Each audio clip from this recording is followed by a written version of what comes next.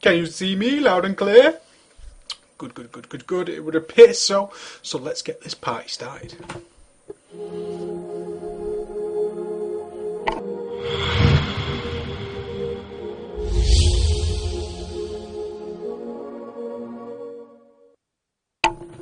Hola! What's going on, guys? It's Preachy, and today we're doing something a little bit different. If you did tune in yesterday and you didn't happen to see this because I had to break it up short because of real life work, then I apologise, and here it is today.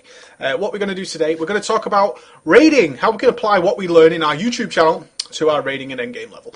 That's what we want to do. That's what we're always building towards, is how to make ourselves even better, because you don't want to be looking for dungeons forever and ever, and all I do is Zulgur up every single day. You don't want to do that. You want to get into some raiding. You want to hit some PvRs so you can become a baller just like me. That's what you want to do, and it's currently freezing here in the UK. It's absolutely freezing, which is why, as a good British man, I have a good cup of tea. Tasty good to keep my throat rocking and rolling. What are we going to be looking at? Well, we're going to be looking at Ragnaros Heroic. Why not? He's the hardest boss currently in game. There are 6,500 guilds working on him. That's a lot of ballers who are just not having fun on the court, and we don't want that. We want them to rock and roll just like we do, don't we? That's what we want to do. So we're going to be kicking ass and looking at myself at Ragnaros Heroic and how we can improve our play and how we use exactly what I teach you into the end game. It starts at the training dummies, it starts in heroics, and then we move it all the way to the end game. That is the game we are playing today. Okay, so we're going to jump into it a little bit. Oh, to the desktop. Okay, this is me, Ragnaros Heroic. I'm playing on my Death Knight, of course. She's absolutely baller. He's top geared, all that kind of good jazz. And what do we think about here? Straight away, ignoring our lovely chat down in the bottom, which I have nicely hidden with my overlay. You'll thank me for that later.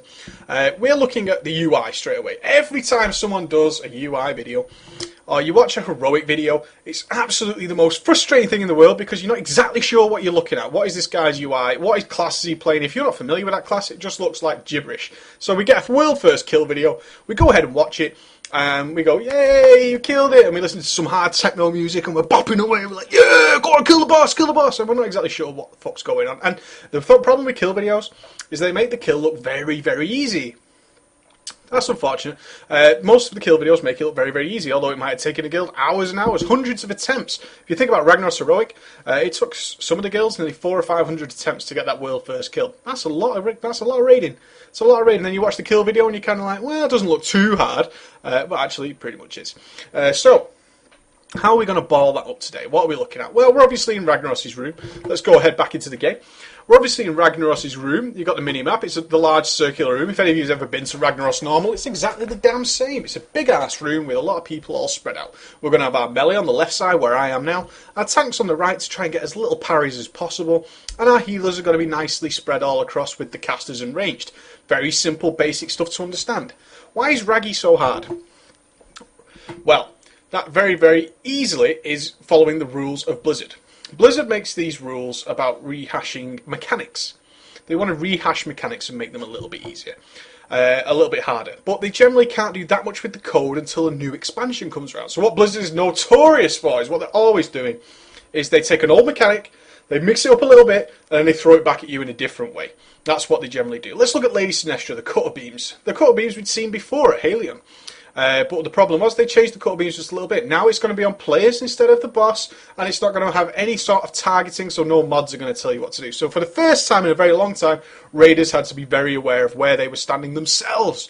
Okay, you had to look, you had to open your eyes, and oh, did we have some wipes to that? So that's generally how they change it. So Ragnaros is what they've done. Why is he so hard? Why is he 6,500 guilds who've got up to 6 out of 7 heroic and now stuck on Raggy?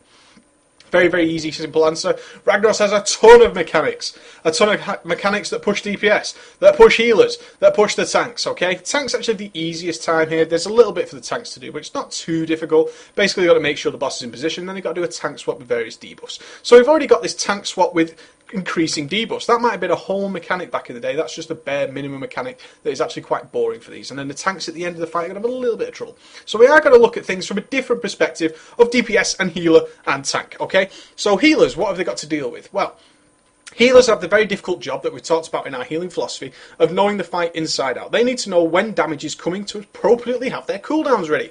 And we're going to see a lot of explosions, guys. A ton of explosions that the healers always need to be ready for because they're going to happen really, really fast. For our DPSs, we have a lot of things that we need to avoid. And then we talked about, in the YouTube channel, we talked about clicking and keybinding and how we moved into strafing and all that kind of good stuff. We're going to see very, very clear examples of that. Okay, so let's jump into the game.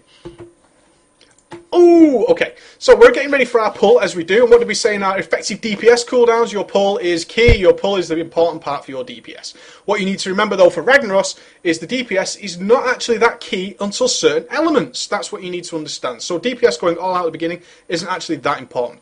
Ragnaros' health causes certain events to happen at 70% and 40% respectively.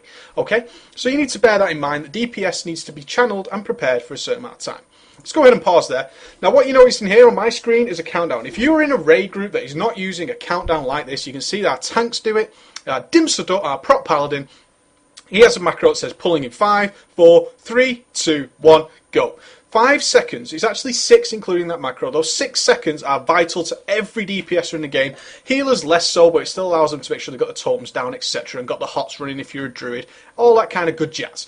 What you need to make sure of is that for a DPSer, you need to be ready to go at that exact point and make sure you do all your good stuff beforehand. You should be pre-potting, you should be casting things. You see I'm casting my Army of the Dead just on time, so I have my runes back for when we start.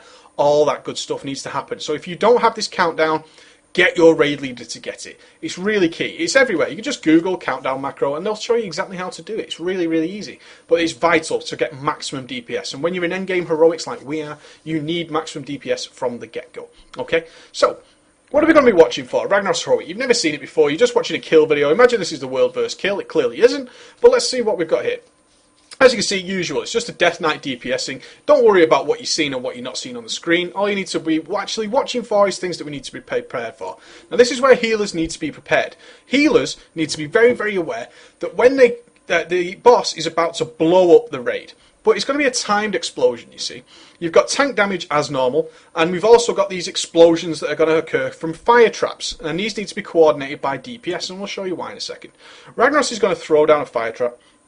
We're not actually going to be able to see it, but what we're going to notice is the whole raid is going to take huge amounts of damage, and healers need to be very ready for this, because this can then alter the rest of the game if they don't get it back up. You've got your basic knockback that Ragnaros is doing, nothing too dangerous. We'll talk about why that's hard. There it is. I see the raid took huge amounts of damage. This is grid, this is the whole raid. You can see the raid took massive amounts of damage. And you need to be able to be aware that when the raid takes massive amounts of damage, just like this, is that the raid needs to be healed up very, very quickly. As you can see on my screen here, we've got a lava wave coming here. Now someone could step in that for just a moment and take absurd amount of damage. And you need to be prepared to get the raid up as soon as possible to heal that damage up. Otherwise, people are going to start dying. A slight delay on Ragnaros can cause a death very, very quickly. And when that happens, that's very dangerous for the end of the raid. And your raid leader is going to give you the old, this is your raid leader's face when you die in a trap, and I've seen it before.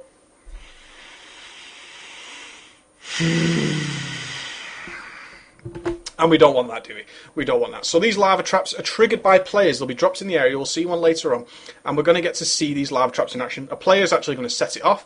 And why is it player controlled? And why do we need to set them off? Well, they're going to fill this area if we don't deal with them. The traps are huge. Absolutely enormous. They're going to fill the area. But when we set one off, we get this debuff here. And if we take another trap in that same amount of time, we are in serious trouble, ballers. We are in serious, serious trouble. Because that is absolutely going to blow up our raid completely. So we need to be very careful with that. So the players and the healers need to be coordinated, get that health back up, and DPSers need to be using cooldowns. You can see I've got my anti-magic shell up, I took no damage, baller. Brofist. You know what I'm talking about? Let's carry on. So hopefully these tips are going to help you if you're working on Ragnaros Heroic, but we're going to generally see how we play. Now, we make decisions here. We know Ragnaros does a knockback, but it's timed, okay? The next knockback is in 8 seconds. So you might be thinking, Preach, if that lava wave is right behind you, shouldn't you be moving?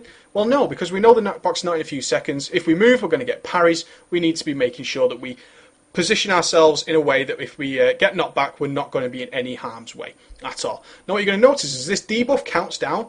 The players are then going to strategically position themselves to detonate the next fire trap. Always watching these lava waves. Not so much of an issue as a melee, but you're certainly going to run into some problems as a ranged caster with these waves flying around. You need to be very wary. In the bottom edge of the screen here, you can see that the fire trap's there. You need to be watching for that. That's when the DPS is. See, the debuffs run out, so the raid's going to take heavy amounts of damage very, very sure. As soon as one runs out, we're going to be trying... There it is. You see, we detonated it. The whole raid took huge amounts of damage. The healers are going to be saving cooldowns like wild growth, things like that. To really fire that back up, you need to be doing that kind of stuff, guys. Very, very important. You see, we lost a guy in a lava wave. That's how quickly it can happen. Managed to get him back up. Lovely jubbly. So, we're coming to 70% now, and as I told you earlier, 70% is when our boss is going to do some big, nasty things. Ragnaros is actually going to go away. Ragnaros is going away, he's going to spawn some ads. Now, in a very basic level, you might think, oh, Preacher is just going to spawn some ads. All well and good. And we're just going to DPS them down. These ads are a little bit trickier. Every few percent of their health, they're actually going to slow down. They're going to move towards his hammer. If they reach his hammer, it's a wipe. Simple as. Now, they're very susceptible to various forms of CC. This is where knowing your class comes into that. If you're a Balance Druid or a Elemental Druid and you've got knockback, you're going to be employing that heavily. Death Knights, like myself, need to make very snap decisions. We need to be able to drag with Death Grip and position our mobs in such a way that we can DPS them down easier. We also need to prioritise very quickly. And this is what you need to drill into your raid very, very heavily, is that priority is needed on these. Because every part of their health that goes down by a percentage slows them by a percentage. So if somebody's on 50% and another one's on 100%, you should be switching to slow them all down and control this pack moving towards them. And ideally, knocking back in a way that'll keep them together for sort of melee cleave, extra dots and all that good jazz. So we're about to approach 70%. We've got two particularly bad fire traps here. Fire traps are left on players, so if you have bad fire traps, you ought to be saying to your players, not baller, dude. Absolutely not baller. We don't want that at all. 70%, Raggy's gone. Now let's look at the screen. What have we got here? We've got two huge fire traps. We've got 11 seconds before we can take another one, so there's no way we can clear it. We've got this situation where we see these towers. Let me put you back into the game. Ooh. Okay, so we've got these towers coming in. And this is where you're going to see, these are where the elementals spawn. So as a DK and a knocker back, you need to be very, very aware of where these are and try and create a nice little ball of mobs. So you see, I'm going to do exactly that. We can't get rid of the fire traps, so what I'm going to do is I'm going to pick the mob that is near a fire trap and is going to move them back into position so we can cleave them down effectively. Get a couple of extra percentage off Raggy as he goes down. We can see where they're coming. Pick that one, death grip it, and that's created this ball of 3 mobs here. See, it's exactly what I'm going for. I'm going to prioritise this one. And then I'm going to switch over to the next one. You see, it doesn't matter that it's not dead. I'm just switching around to make sure that my DPS is effective. We need to keep them all slowed. If one is really, really slow and another one's fast, we need to be going for that one, don't we? And that's exactly what we need to do. You've got a few seconds to make these judgment calls. He's going to come back, and now we're going to see the new mechanic, another mechanic that's coming. Now you can see here, and this is a very key moment. Let's just rewind a little second. This is an extremely key moment. We need to set off a fire trap. We've got these 2 fire traps in the raid that need to be gotten rid of. Now, when's a good time to be getting rid of them? Is it when, you know, Ragnaros is just about up? Is that when we're going to be doing it? Or is it later on when we're going to have to move? Now, due to the nature of this phase, we have a very cut decision to make, and we need to get rid of that as soon as possible. That only gives the healers a few seconds to be able to heal the whole raid before we move. So this is where you need to be thinking in your mind as a healer. You need to be prepared for this situation. You'll have done it before, so you need to be prepared for the situation. So we've just set off a fire trap. In a moment, you'll see that. You see, the raid takes heavy AoE damage in this phase. We clean them up, and as soon as the last one is gone, we're going to be mixing it up. That's what we're going to be doing. We're going to be throwing it back in, and watch the AoE. It's going to damage the raid. You've got to top everyone quickly. Huge amounts of damage on the raid. Now look how quickly this raid gets healed up, because Molten Seeds... As you can see, this 5-second timer, Molten Seeds. Now, a load of things are going to happen here. Molten Seeds come flying in, absolutely flying into the raid, and if they touch you, you die. And they get buffed if there's any other Molten Seeds close to them. So you can see we've gathered the raid into a huge ball. So what we're hoping to happen is all the Molten Seeds drop in one position, and by the time they land, we've moved. How can we ensure that? Is that we're always moving on the cast time. So this timer is very important. But you've got to also combine in the fact that healers have got to top the raid for this movement, because we can't heal particularly well on the move. If you're a tank, you've got another issue, because Ragnaros is still going to be meleeing you. He's going to be hitting you right in the head with his big hammer and saying, "Why you move away from me?" You don't want that. So now you've got a lot of things going on, and these are the things that you won't pick up on in a simple raid video. And this is where you need to be thinking, is using the things that we've taught in the YouTube channel. You need to be very aware of what's going on. So tanks are going to be blowing cooldowns now, because they're going to be running and being meleeed at the same time. Healers are on the move, and that's not an effective way to heal for them. But under any circumstances, a healer wants to be chilled and just healing you up. And the raid has already been taken very low, so the healers have got a few seconds, literally 7 seconds, to heal that raid up and get ready to move. So what you're going to see is a few things happen here. 1, Stampeding Roar. It's very nice to have at least 4 Druids for Raggy Heroic. Very, very nice, because 4 Stampeding Roars makes this so easier. Because we're all grouped, the Stampeding Roar will hit absolutely everybody, which is totally baller. We need that. So you're going to see everyone get Stampeding Roar. At 1 second, we all move, and watch the Molten Seeds. Come to daddy. Oh, there you go. You see the way they land? Just outside of our range as we were all moving. Absolutely balling. And now we've got 9 seconds. As a DPSer, this is very, very key. You might have noticed that my Pillar of Frost here, my main DPS cooldown, I have not used. Why haven't I used that, Preacher? You a scrub. And why are you saving up runes? Well, we need to kill these seeds, because if they touch anyone in the raid and they're all bunched up together, we're all dead. We're very, very quickly dead.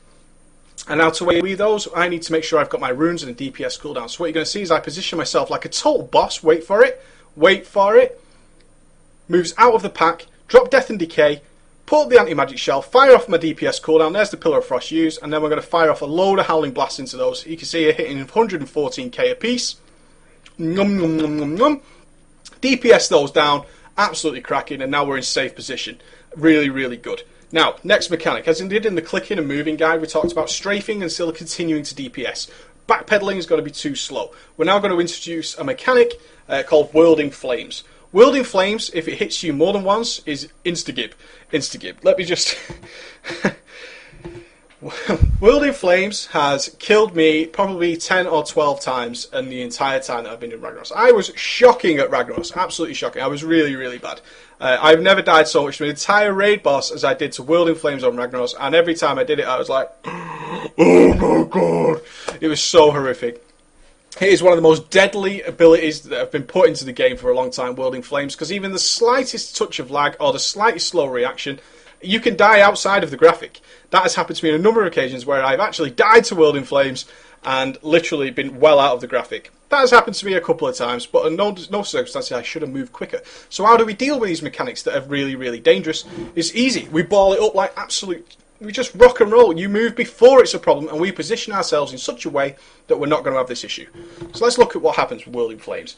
Whirling Flames, there's Whirling Flames. You see how big that is? It covers the entire room, guys. It absolutely rocks the socks. Covers the whole room. Really is bad news brown. If you take one tick from it, you're going to drop to at least 25-30% health. Another tick, and you are absolutely out of there. You can see how quickly it drops you down on your health. It's really, really bad, guys. Get out of Whirling Flames very quickly. And this is where most raids fall down. This is where you're going to have your very early wipes with people trying to finish a cast while Whirling Flames is going on. Really bad. What you're going to notice is that we adapt to this. We're always strafing left and right. That's what's important, as we did in our big guide. What we're going to be doing is position ourselves along the border. So when it does come, is that we only have to move a few steps. That's the key to surviving Whirling Flames. It's really, really easy. It's just a simple mechanic of doing that and moving it back into World of Flames.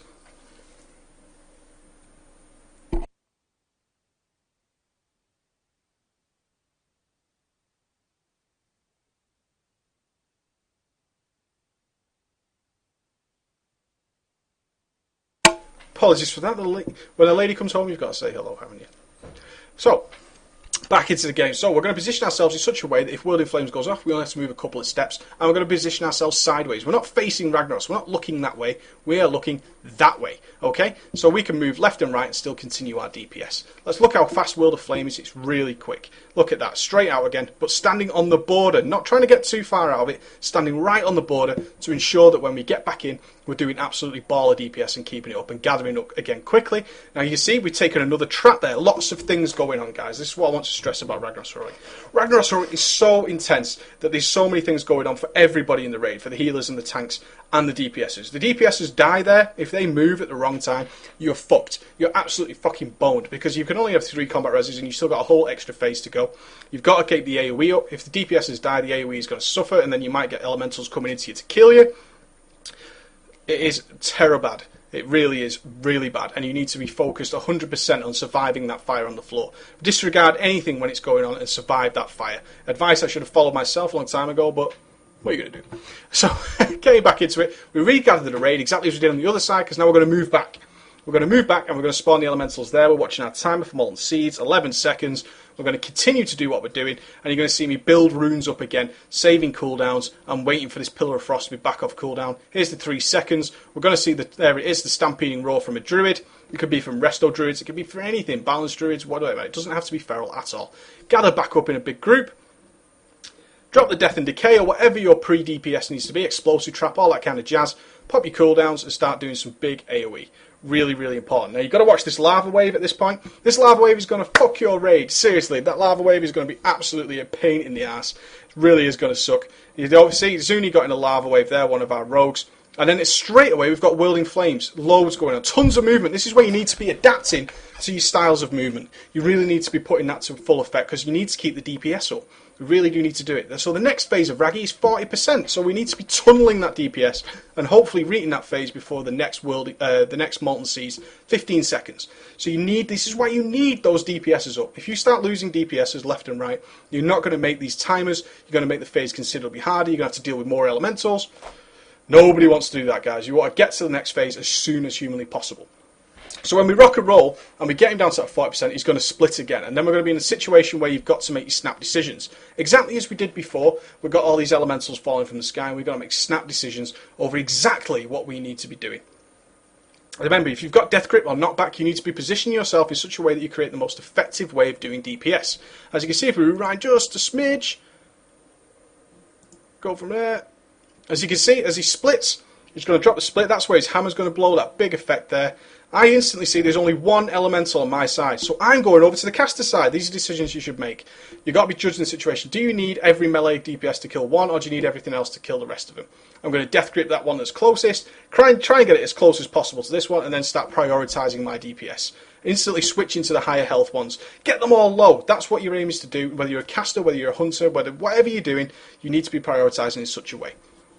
Now, added mechanic again thrown in. This is where Raggy is really starting to spank you. He's really throwing absolutely everything at you to really sort of chafe your balls. You don't want that, guys.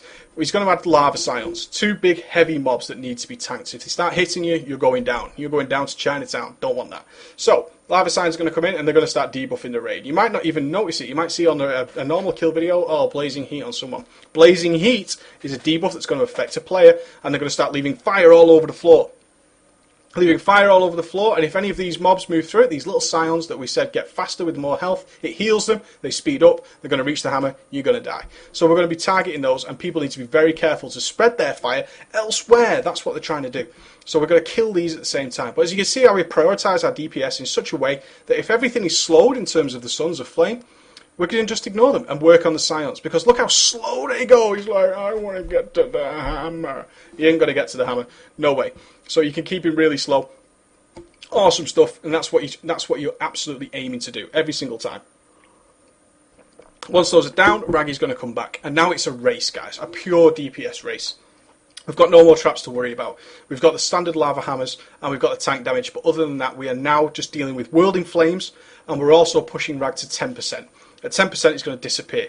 Why are we racing? Why is this now a DPS race? Where in our first phase, when we get into 70%, it wasn't particularly a DPS race. Why is it now a race? Why are these people suddenly dropping cooldowns? You might see on raid videos, they pop heroism here, bloodlust, all that kind of stuff. It's because he's going to start dropping meteors. Now, the more meteors there are, if you get more than 2 meteors at Ragnaros Heroic, it's a wipe. End of story. It's an absolute wipe. Don't want that at all. You need to be focused here. You need to be generating as much damage as possible because... let's say it. I have seen some very, very sad faces at the time where a third meteor dropped with 1 second left until he hit 10%. And your raid leader again is going to cry. He's going to be so upset. Because you basically just wiped and you've got to do it all again. Oh, I don't want that. So, getting back into it, it's a DPS race now. And this is all about your positioning. Because what we're dealing with is Whirling Flames and these waves as well. Now watch how we position. Look at how we move back to this line as a melee DPSer. Casters can do something very similar. You're moving back to this line because Whirling Flames is about to hit, and it could hit here on the inner circle, or it could hit in the middle. What we don't want to be doing is caught with our pants down, stood in the middle of the wrong place, and waiting to do and getting burned alive by Whirling Flames. There you go. See, 2 steps and I'm out of it. That's all it takes. And 2 steps forward, standing on that border is so important, guys. It really is really good important. Got to be getting it done. And again, just standing on that border. You see what we're getting at? It's all about thinking ahead, knowing your boss inside out. Where can we stand to make this as easy as possible? Lava waves coming, got to move into the close, but we got World in Flames in 7 seconds, so we've got a judgment call to make here. Where are we going to stand particularly? In this one, you've got to know the fight inside out, and you're generally moving back as soon as possible to get back in position. You see that? The second that lava wave disappeared, all the melee moved back into line, so we can make sure we don't get burned by World in Flames, because if we die now, it's really game over. We've had 2 deaths already, not possible. So, we're still racing. The second meteor's dropped, Lava Meteor 2. We can't possibly afford any more, but we have hit 10%. It's a good 34 seconds before the next meteor. That's due to his health nerfs. We're in good shape. So now you're going to set up for the final phase. What are we going to set up there? We're going to move the meteors to the back. That's what we're doing. We're moving the meteors well out of the way. We're going to kite them away. You can see they target people. They're going to kite them all the way to the back. Keep them over there so we're nice and safe to get into the middle. Now, my friends, comes the most RNG element of the whole fight. You've been fighting for what? 10 minutes? You've been fighting for 10 minutes. And Raggy is now going to throw RNG at you. And it's horrible. And he's not going to care. He's going to climb out of his little pool. And he's not going to care the fact that he's just about to shit on your whole raid. A lot of things are going to happen now, guys. Raggy's going to come out with his mace, like a boss. He's going to be like, let's do it. And he's going to come out, and he's going to stand there. And then he's going to get these friends of ours. We've got Cenarius and so on. They're going to come in and they're going to try and help us. They're going to be very kind. And they're going to give us 3 little things to help us out. And all of them counter a certain ability. We're going to be getting a bubble. A little water bubble that 3 people can click. Those 3 people are going to get a shield. A water shield. That water shield is going to make sure they don't take any damage for the rest of the fight. Besides melee. Fire damage, not a bit of it. That is called Deluge. Deluge. Deluge is going to prevent people from taking any damage. Those 3 people, those 3 special people, they're going to take any damage whatsoever. What they can do is extinguish something called Dread Flame. Dread Flame is a little patch of fire that Raggy's going to throw on the floor, and it spreads. It doubles itself every few seconds. And when Dread Flame spreads, quickly the room gets overrun, because he never Dread Flames in the same place again. So if there's Dread Flame in an area, he's going to Dread Flame somewhere else, and suddenly you soon overrun. So those 3 people are going to get the bubble, and they're going to spread around the platform in such a way that they're going to extinguish all the Dread Flame. And they're going to happily just do that for the rest of the fight. So you're obviously going to pick mobile people, hunters, mages, that kind of thing. Okay? Now, we're also going to get something called Entangling Roots. Entangling Roots forces Raggy to take more damage.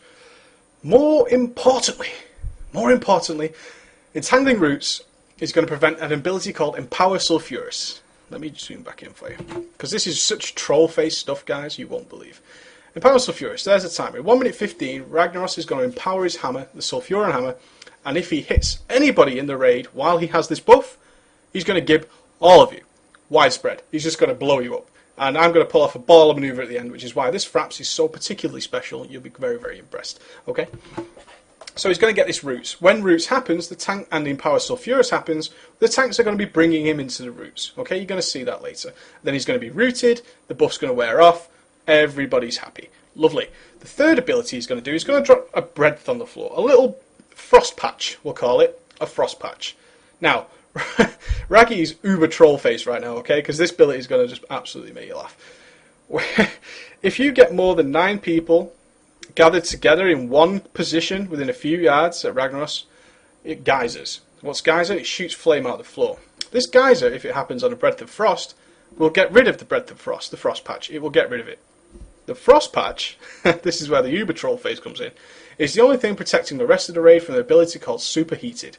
Ragnaros is going to gradually burn you to death. Isn't that lovely? Isn't that absolutely lovely? He's going to burn you to death. Beautiful. So you need to stand in the frost patch, unless you have the deluge buff, which is only 3 people. So we need to fit everybody else into the deluge patch. Very heavy coordination needed, raid markers and so on. We then need to use the frost patch to get rid of meteors, because you can freeze the meteors and DPS them down. And you need to time this and all coordinate together.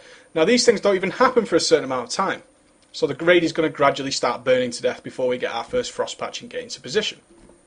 What you're also going to find is that people may fuck this up a lot. And this is probably where you're going to start wiping a lot once you get into this phase. Absolute troll face. Love it. Let's go. Okay, so Raggy's coming out. Look at those legs, you handsome geezer. Oh, my. Lovely, man. Now, we're going to notice over here, I'm going to start getting this superheated debuff. And it's going to gradually burn the raid to death. Wait for it. It's got to get out first. It's a long way out with that lava. I don't trust you, Raggy. You don't seem to be making much of an effort. Okay, so Raggy's going to climb out. We're going to continue to do our DPS as soon as possible. Now, look. This frost patch is what I was talking about. This frost patch can appear anywhere in this room. It's completely random. As you can see, I have 6 stacks of superheated already. We have had this frost patch appear way over here, and by the time the raid gets there, you'll have most of the raid half dead. This can really make or break the encounter. Later on, when we get Dreadflame, the Breath of Frost can appear in somewhere where there's a ton of Dreadflame, because gradually Dreadflame will overrun you. As it gets longer into the fight, you cast it quicker, and gradually you are going to get screwed by that. Thank you very much. Let's continue. So, we're positioning. Now watch how the people position themselves. You see the marked people are going to start moving around into certain areas. See the way the healer came round and then into the Breath of Frost. You need to train your DPSs to do this. Look at how quickly that's been set up. We've got a group here, and a group here with a nice space in between. You should be standing on the border of it. Don't move in too close. You need to be standing on the border. Really, really important that you're doing that. And then we're going to see the Dreadflame people. Look how quickly Dreadflame spreads so fast. And then you can see our Deluge people come and run into it using their Ghost Wolf or whatever. We've got Enhancement Shaman doing it because their DPS is crap. Oh, only kidding. Troll face. And then the Deluge is going to come and clear it up. Now, once we get our second Breath of Frost has appeared somewhere on the map, we're going to be trying to kill meteors, because there's people kiting the meteors and gathering superheated all the time. So what we do is we get both people to kite them into the frost patch, and we freeze both meteors. Some guilds do it different. They freeze one and then they wait for the next breath and then they freeze another. We try and do both at the same time. We pop Bloodlust or Heroism or Time War, whatever you want to call it. We move out and we're going to try and nuke these down. That's our plan. That is our game plan that we're going for. We're just hoping that we get these down. We need to get them down very, very quickly. As you see, we pop all cooldowns. We've got Heroism, I'm using Pillar of Frost, all that kind of good jazz, and then our meteors are cleared. Now look at the raid. Doing that is so dangerous. Look at the raid, guys. Look at this grid. Look how dead everybody is, including myself. Look how low they are. Besides the Deluge people, such as Lils and so on, and Zenori, they're just absolutely on the ground, guys. They're on the floor. So the healers are going to be working so hard. This is why the Heroism benefits us both. And we're going to be popping cooldowns. Let's pop things like Anti-Magic Shell so we can run and get to this frost patch. Now look how far away it is. And we've got, look at this. We've got a Deluge there that we need to get the whole raid into as soon as possible. We've got to get the raid into there. We've got to get them in there so fast. Otherwise, I'm on 19 stacks. I'm nearly dead. I really am. I'm absorbing 10k ticks every few seconds, and I'm using Anti-Magic Shell. There's people without those kind of skills. We need to get people in there. And Raggy, being such a boss, such a kind-hearted soul, has gone ahead and Dreadflamed right next to it. This is a double tricky situation, and luckily the Deluge guy's on the case to get over there super quickly. Okay, so watch for this as you're moving in. All about keeping your eyes open. As we said on the YouTube channel in our training videos, eyes all the damn time. Looking around. It doesn't matter if your DPS sucks in this phase. Let me reiterate for you. It does not matter if your DPS sucks in this phase. It doesn't matter. This is a control phase. It's not a mega burn phase. If you go and stand in bloody Dreadflame, you're going to die and then you completely suck. So stop doing it. Got that? Okay. Ballers do not die to crap things. So now watch, the Deluge guys cleared it. I'm gradually going to ease in and do this kind of stuff, okay? And we're going to see another example of where you need to be keeping your eyes open, because somebody's going to die. There you go. Our friend Kenji has just died from Superheated with 102 overkill. 102 overkill. We're going to be resing him, okay? We need to make the decision to res. Now, what did we say about the Deluge? The Deluge, or the blue Frost Breath, we can't have more than 9 people in there at a time, otherwise it's going to explode. So we pretty much got 9 people in the melee. So watch what happens. There's my res. I'm going to target him off grid, which is what you should be doing. You should be targeting on grid. We're going to res him, and then we're going to do what should we be doing now. The simple answer is we need to be getting the hell out of that frost patch and making room for him. I've seen people res and stand still in their position. He reses on top of you and you wipe because the geyser comes up. You've got to be moving out of the way. Watch it. I move over here. I'm going to call on Ventrilo. Remember, use your communications, guys. I'm going to use my communications to say, Kenji, get your ass up. Get into position. He's going to move. I'm going to move back in, taking very minimal damage. That's exactly what you need to do. And don't worry, guys, because the super baller move of the century is coming up very shortly. From now, we're making decisions to actually get the boss killed. It now becomes a DPS race. We've got no meteors. We've got a couple of Breath of Frost up, so people are able to spread out nicely. We're generally not going to even be possible to get those 9 people gathered up. And it's a control phase. There's an Powerful Furious. As you can see, we're going to kite him in there. Ragnaros takes extra damage, and this is where the melee make a lot of decisions to get out there, take some superheated damage, because the healers aren't having to do that much now. All we're worried about is Deluge, such as Dreadflame landing right next to that. You see how quickly that's taken care of? Got to be telling your Deluge people to get in there. We're going to do as much damage as possible. So use your cooldowns now, guys. Your defensive cooldowns are now offensive cooldowns, because basically it's going to give us time to get out of the Breath of Frost, to get close to Raggy, especially as a melee DPS, and do some serious damage. Okay, guys, you need to be making these decisions. We've got another Breath of Frost come right near us. That one's going to expire, so the casters are going to move over. A lot of switching around goes on, a lot of communication needed. But as you see, his DPS is going to go, his health's going to die really quickly, which is awesome. Now you can see what you have here. I know you're looking at my grid and you're thinking, Breachy, why are people dying? You've got 2 Breath of Frost. Everything looks pretty kosher. You just said the healers haven't got too much to worry about. Why are people dying? There's a very, very common issue at Ragnaros. Because we are trying to stand on the outside of this Breath of Frost all the time, we are constantly trying to stay outside this Breath of Frost just to be touching it a little bit and have this... Go back to the game. And just have this buff here. This nice buff here. That means we are stood in the Breath of Frost. But we can't get close to each other. We've said that before. So it's very, very important that people stand on the very edge. We're edging to the edge all the time. Just standing at the very, very tippy-toe edge so we get that buff. Gives us enough room between each pack to make sure we're not going to cause this geyser. That's what we're trying to do. The problem is some people stand just slightly too far out, or you've got Moonkins and these guys here who are standing nowhere near it but are still DPSing anyway. You can see this Moonkin's casting, this guy's casting, should be getting into position, but they're just staying in it, and you can see they're taking a lot of damage, and that's going to stress your healers, so you need to be very aware not to do that. Okay? Now be very wary if you're a tank. If he casts Entangling Roots where he's stood, he's going to be Roots too early. Don't want that either. Roots too early is no good. Don't want to be Roots too early. We need to be roots when he's casting when he's casting Powerful Furious, as he's doing right now. That's when we need to root him, and you'll see Raggy's going to come trundling all the way back, taunted by the other tank, walking through the roots. Oh, the flames get rooted, and then it's all safe and good. Now, 11% to go. Everything's looking pretty good. We're using our offensive to cooldowns, defensive cooldowns offensively, as you saw there. Just going in with anti-magic shell, making sure we don't take too much damage. Just still trying to keep our DPS up, especially while he's rooted, because we get that extra benefit of the damage. We've got another breath coming. No Dreadflame around, really. Everybody's doing quite well. We think this is a nice, smooth kill. However, anything can happen with Ragnaros Heroic because he's hitting the tanks like trucks. Look at the tank health bar. This is the tank's health. Everything else is looking fine, but the tanks are taking tons of damage, and you always need to be ready, even at low percent. Boom! Tank 1 has just died. And we are out of resis, people. We are out of resis, and this is a common situation you're going to be in, because if he gets an Empower Sulfurous at any point, we're going to die. So he's going straight for the mage, the legendary wielding mage, taunted by the other tank. Now, what do we know is about to happen? He's dropping a Roots. He's definitely going to be dropping an Empower Sulfurous is coming any time now.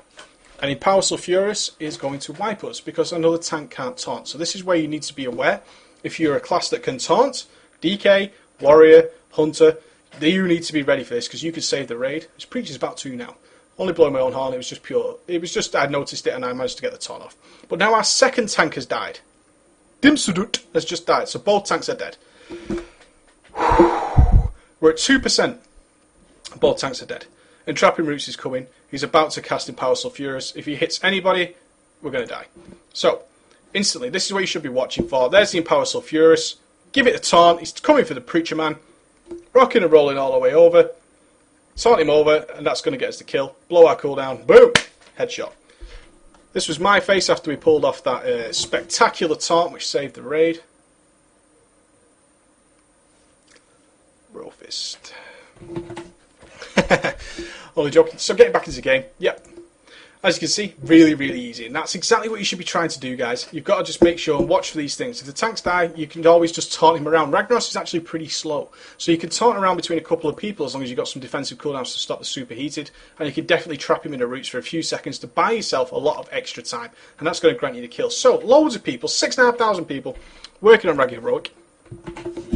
6,500 guilds working on Ragnaros Heroic. I hope that helps. I hope it describes to you exactly what you should be doing and things you should be watching for that you can't usually see in a normal kill video. That's the whole important part of it. If you watch a normal kill video, you might miss out on things like that. And I hope I'll explain to you as easy as possible what we can look for when we're a healer, a tank, or a DPS. Okay, guys? That's it for today. I'll see you later.